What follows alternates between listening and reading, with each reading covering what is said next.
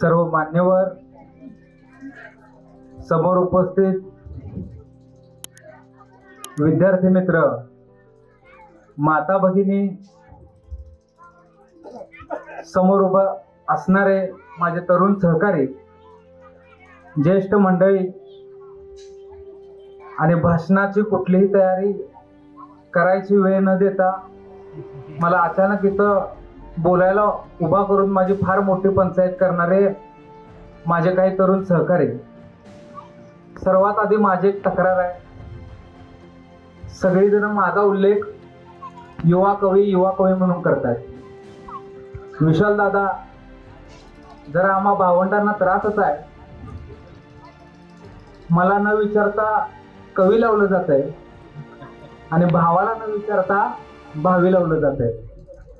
मी कवी नाही हे मी आज इथं स्पष्ट केलंय आणि माझा भाऊ सुद्धा फार काळ भावी राहणार नाही हे येणारा काळ निश्चितपणाने सांगेल.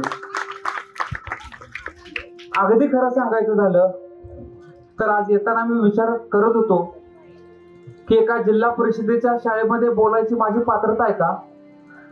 एक जिल्हा परिषदेची शाळा काय करू शकते? एक जिल्हा परिषदेची शाळा सर्वसामान्य गरीब घरातल्या विद्यार्थ्याला इतकं मोठं करू शकते की ती व्यक्ती गेल्यानंतर, त्या व्यक्तीच्या मरणानंतर 9 वर्ष 12 दिवसांनी त्या व्यक्तीच्या पुतण्याला दुसऱ्या एका जिल्हा परिषदेच्या शाळेमध्ये जाऊन असं मानसन्मानानं वागवलं जातं. स्वर्गीय आबासाहेब जिल्हा परिषद शाळेचे विद्यार्थी होते. ते जाऊन आज बरोबर 9 वर्ष आणि 12 दिवस झाले.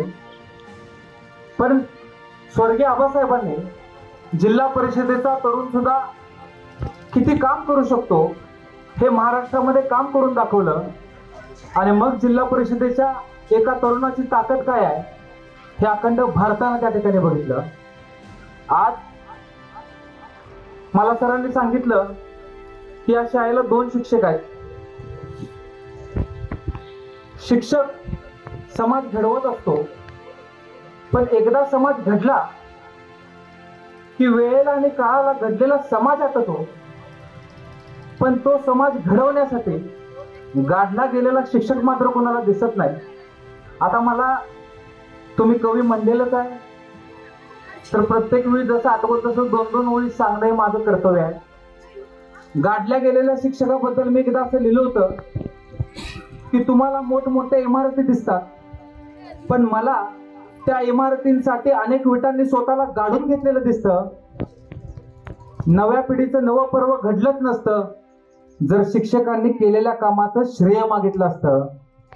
शिक्षकांचं काम हे पिढी घडवण्याचं आहे, पण ते पिढी घडवत असताना स्वतःला गाडून ती पिढी घडवतात. आज या कवी संमेलनाची गरज भारत देशाला, महाराष्ट्राला काय हो? तर अशी कवी संमेलनं, लहान लहान वयाची मुलं वर येऊन धाडस करतात, कविता करतात. अशी संमेलनं भविष्यात कवी घडवतील, लेखक घडवतील. आपण जर भारताचा इतिहास वाचला तर खरं प्रबोधन आणि खरं परिवर्तन जर कोणी केलं असलं तर ते लेखकांनी केलंय. ती ज्ञानेश्वरांची ज्ञानेश्वरी होती जिनं परिवर्तन केलं. ते एकनाथांचा भारूड होतं जिनं परिवर्तन केलं. आणि या सगळ्याला जर वयाचे येत असतील तर वयाच्या 14व्या वर्षी मुक्ता साळवेंनी माझा धर्मकंचा हा निबंध लिहून प्रस्थापितांना घाम फोडला नसता. मला जर कोणी विचारलं की एखाद्या ठिकाणी गुन्हेगारी वाढली आहे, एखाद्या ठिकाणी चोऱ्या माऱ्या वाढल्यात, तर त्याला औषध काय? जर मी त्यांना सांगितलं जिथं चोऱ्या माऱ्या वाढल्यात, जिथं गुन्हेगारी वाढल्यात, तिथं पोलिसांची संख्या वाढवा. मी एका माजी गृहमंत्र्यांचा पुतण्या आहे, तरी मी तुम्हाला हक्कानं सांगू शकतो वाढलेली पोलिसांची संख्या गुन्हेगार कमी करू शकत नाही. पण अशा भागामध्ये जर आपण वाचकांची संख्या वाढवू शकलो, लेखकांची संख्या वाढवू शकलो, शिक्षकांची संख्या वाढवू शकलो, तर मग मात्र तो गुन्हेगारीवर सर्व बाजूचा पर्याय ठरणार आहे. खरं तर मला असं सांगण्यात आलं होतं की तुम्हाला मुलांसाठी बोलायचं आहे, पण मी बोलावं आणि त्यांनी ऐकावं हे त्यांचं वय नाही. माझ्यासमोर अनेक पालक आहेत, माझ्यासमोर अनेक वडील आहेत. वडिलांबद्दल मी बोलू शकतो, वडिलांशी मी बोलू शकतो. महात्मा गांधींचं असं मत होतं की जर तुम्हाला देशाचा अभ्यास करायचा असेल तर आगगाडीचा, रेल्वे गाडीचा प्रवास तुम्हाला फर्स्ट क्लासनं करून उपयोग नाही. त्यासाठी तुम्ही तो प्रवास जनरलच्या डब्यातनं केला पाहिजे. मी थोडासा भाग्यवान आहे. मी माझ्या आयुष्यातला 50% प्रवास हा लाल परीने केलेला आहे. मला आठवतंय, मी कोल्हापूरच्या बस स्टँडवर उभा होतो. शेजारी 40-50 एक वडील माझ्या शेजारी उभारलेला होता. त्याला मुंबईला जायचं होतं. आमच्या दोघांच्या एकमेकावर गप्पा चालू झाल्या. बोलता बोलता त्याने त्याच्या 2 मुलांचे फोटो दाखवले. त्याने एक तक्रार व्यक्त केली. म्हणलं अर्धा तास झालं गाडी आलेली नाही आणि माझा पाय फार दुखायला लागलाय.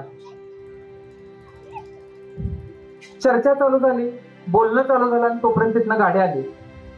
गाडी आली तशी त्याच्या चेहऱ्यावर समाधानाचं हसू होतं. गाडी जवळ आली, तो गाडीत जाऊन पळतच जाऊन बसला. 5 मिनिटं झाली आणि तो परत खाली उतरला. येताना पण त्याच्या तोंडावर एक लटका हसू होतं. मला कळलं नाही. मी त्याला विचारलं की आता तर तू म्हणत होतास की तुम्हाला गडबड आहे, तुमचे पाय दुखतायत, मग तुम्ही त्या गाडीत का उतरलं? तर त्याने एक उत्तर दिलं. तो म्हणला एशियाडची गाडी आहे आणि ह्याचं तिकीट 100 रुपये महाग आहे. एवढ्यात माझ्या 2 पोरांची चॉकलेट होतील म्हणला. बाप होणं म्हणजे गरजा पूर्ण करणं नसतं. स्वतःच्या गरजा मारून पोरांच्या गरजा पूर्ण करणं म्हणजे बाप होणं असतं. या बापाबद्दल सुद्धा मी एकदा लिहिलं होतं. आता ही मुलं लहान आहेत, पण माझा विश्वास आहे की ह्या 4 भिंतीमध्ये आकाश कवेत घेण्याची ताकद आहे. या 4 भिंतीत तयार होणारी मुलं जगातल्या कुठल्याही अद्ययावत शाळेत शिकणाऱ्या पोरांची स्पर्धा करू शकतात. ही ताकद जिल्हा परिषदेच्या शाळेत आहे. हे महाराष्ट्राच्या पुरोगामी इतिहासानं दाखवून दिलेलं आहे. पण हे सुद्धा तितकंच खरं आहे की आज त्यांचं नातं तुमच्याशी घट्ट आहे. येणारा काळ असा असणार आहे की त्यांचं तेच नातं मित्रांशी घट्ट होणार आहे. आज तुम्ही सांगताय ते खरं वाटतंय, भविष्यामध्ये त्यांचे मित्र जे सांगतील ते त्यांना खरं वाटणार आहे. पण ठीक आहे, एखादा आदर्शवत माणूस चांगला मित्र असतो, किंबहुना चांगला मित्र झाल्याशिवाय कुणाला आदर्शवत माणूस कळत नाही. त्या मैत्रीबद्दल मी एकदा असं लिहिलं होतं की सुंदर चेहऱ्यांबरोबर तुम्ही फिरा, मला सुंदर मनाबरोबर फिरायचं आहे. दोस्ताच्या अंगावर येणारा प्रत्येक वार मला माझ्या छातीवर धरायचा आहे. कोण बरोबर कोण विरोधात हा विचार नंतर करायचा आहे. आणि जिंकणं नसेलच नशिबात माझ्या, तर फक्त मला करण्यासारखं हरायचं आहे.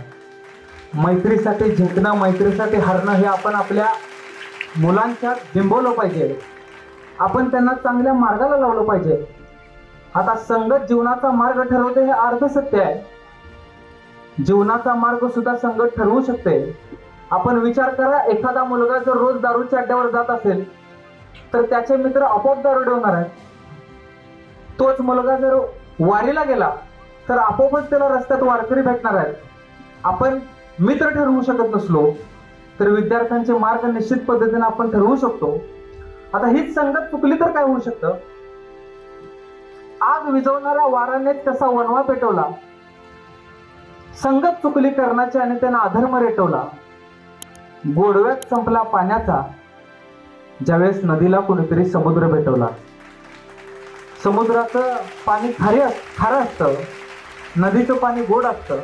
नदीचं पाणी ज्या क्षणाला समुद्राला मिळतं त्यावेळेस ते सुद्धा खारं होतं. आज ऊन खूप आहे, बोलायसारखं खूप आहे, पण थोडंसं आवडतं घेतो. पण शेवटी एक गोष्ट आज ग्रामस्थांना सांगतो. परमात्म्याने या मनगटात किती ताकद दिली माहित नाही, विधात्यानं किती धाडस दिले माहित नाही, ईश्वरानं किती आयुष्य दिले माहित नाही, पण जेवढं काही दिलंय 16 फेब्रुवारी 2015 रोजी माझ्या कुटुंबानं ते सगळं आयुष्य आबांना मोठं करणाऱ्या या भूमीवर ओवाळून टाकलंय. मी काही राजकीय व्यक्ती नाही, पण या माझ्या छोट्या मित्रांच्या बाबतीत एखादी अडचण येणार असेल, त्यांना कुठला त्रास होणार असेल, तर मग मात्र मी सांगू शकतो की अशा अडचणीनं अजून पृथ्वी तलावर जन्म घ्यायचा आहे ज्या राराबांचं कुटुंब सोडवू शकत नाही. आपल्यासाठी कधी उभं राहायची तयारी आमची आहे. शेवटी कवितेच्याच माध्यमातून मी एक आशावाद व्यक्त करतो की गणपतीच्या मंदिरासमोर रथ ओढणाऱ्या तरुणांनी आता महाराष्ट्राचा भार ओढावा, तासगाव कवठे मंडळ मधल्या घराघरातून आणायला बघावा, एवढा आशावाद व्यक्त करतो आणि मी थांबतो. धन्यवाद.